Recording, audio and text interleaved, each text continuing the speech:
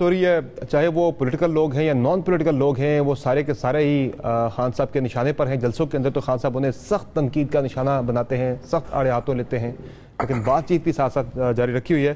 तो अनबाज साहब, ये जो शहबाज शरीफ साहब कह रहे हैं कि ये जो ऑडियो टेप का सामने आना इमरान खान साहब की मुनाफकत की पॉलिसी और उनके दोहरेपन को जाहिर करता है। मरीम नवाज साहबा ने भी कहा कि एक तरफ वो बाहर जाके भड़के मार रहे थे और साथ जो है वो पाँव भी पकड़ रहे थे अपने इक़्तिदार को बचाने के लिए। ज़रा कमेंट कीजिएगा इस पर कि ये तो एक बड़ी खान साहब के जो नैरेटिव को, उनका जो पॉलिटिकल स्टैंड था उससे बड़ा मुतासर नहीं कर रही है चीज़? खान साहब को खुद आके इस पर वजाहत नहीं देनी चाहिए क्या? बिस्मिल्लाहिर्रहमानिर्रहीम।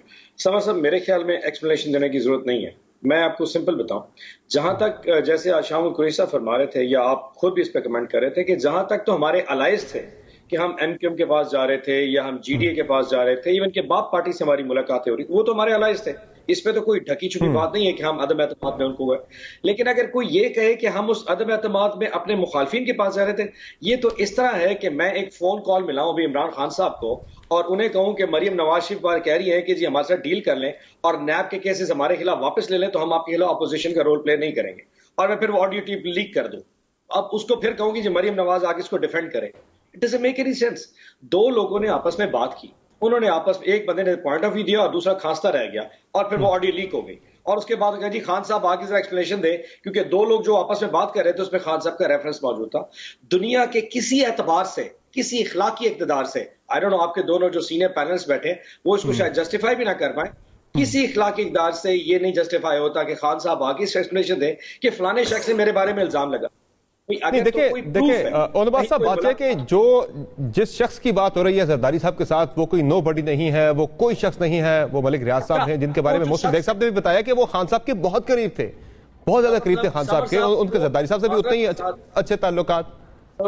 जरदारी साहब का तो वो है पार्टनर, उनके साथ उनकी कारोबारी आपस में रवाबित भी हैं, बहरिया कराची में भी बन रहा है, लाहौर में उनके घर जो बिलावल हाउस भी बना हुआ है, वो तो उनके आपस में मामला। खान साहब के भी बहुत करीबी दोस्त हैं, आपकी भी वेरी फ्रैंकली बड़े ताल्लुकात का पाकिस्तान में। एक सेकेंड समर साहब, इस शख्स का पाकिस्तान में सियासी घरानों से लेके बड़े बड़े इदारों से हर शख्स से ताल्लुक है। अब ये किसी के बारे में कोई स्टेटमेंट, कल को एक और ऑडियो टेप लीक करेगा और मैं किसी इदारे के वाले से कोई रेफरेंस लीक कर दे, तो क्या किसी इदारे का सरबराह आके भी रेफरेंस देगा? आपके ताल्लुकात तो थे खान साहब के, अलकादर यूनिवर्सिटी के लिए उन्होंने आपको पता कितने 100 कनाल जमीन आपको लेके दी है, मलिक रियाज साहब ने खान साहब को लेके दी है। सिंपल, वो एक वेल कनेक्टेड आदमी है, उसके का कुछ भी हो सकता है, लेकिन क्या उसकी बात को एक प्ली बना के आप किसी को डिफेम कर सकते हैं? तो खान साहब वजाहत दे देते, ये बहस खत्म हो जाती मेरे ख्याल से। नहीं, नॉट एट ऑल सर, ये तो कमजोरी है। एक चीज बताएं, ऐसा शख्स जिसके ऊपर नैब के केसेस हैं, जिसके ऊपर जो कि क्रिमिनली क्लियर्ड है, कि जिसके ऊपर बहुत ज्यादा, जिसने तो पाकिस्तान में वो कहते हैं ना करप्शन की एक दास्तान है बुलंद, उसके साथ कम से कम हम क्यों बैठेंगे? पता हमारा तो नैरेटिव ही उसके खिलाफ था।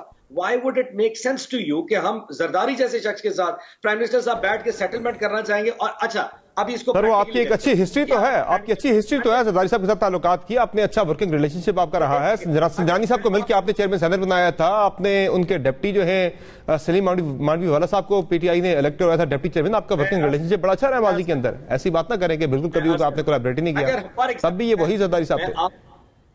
समर साहब, मैं आपकी बात को प्ली बना लेता हूं। फॉर एग्जाम्पल, हम जरदारी साहब के साथ, मैं आपकी बात, जरदारी साहब के सेटलमेंट, तो क्या सेटलमेंट करते? उन्हें कहते तुम अदम एतमाद से वापस हो जाओ और हमारे साथ गवर्नमेंट में शामिल हो जाओ, और जो भी जरदारी का गंद है या पीपल्स पार्टी का जो बर्डन है वो हम अपने सर ले लेते। ऐसा कैसे हो सकता है? ये कोई अकले शऊर भी की बात नहीं है कि हम इस टाइम के ऊपर उनको विड्रॉ कराते और पीपल्स पार्टी भी ऐसे ही सोच रही है, वो भी यही सोच रही है, और उसके ऊपर इतना मेरे ख्याल है उनको और कुछ डेढ़ महीने में जो गवर्नमेंट में बैठ के इमरान खान के खिलाफ एक करप्शन की एलिगेशन नहीं पाए, उनको एक ऑडियो टेप मिल गई जाए जिस नैरेटिव पे जरा बयान देना शुरू। I think it's a shameless excuse. मेरे ख्याल से ये जरा अपने दीगर जो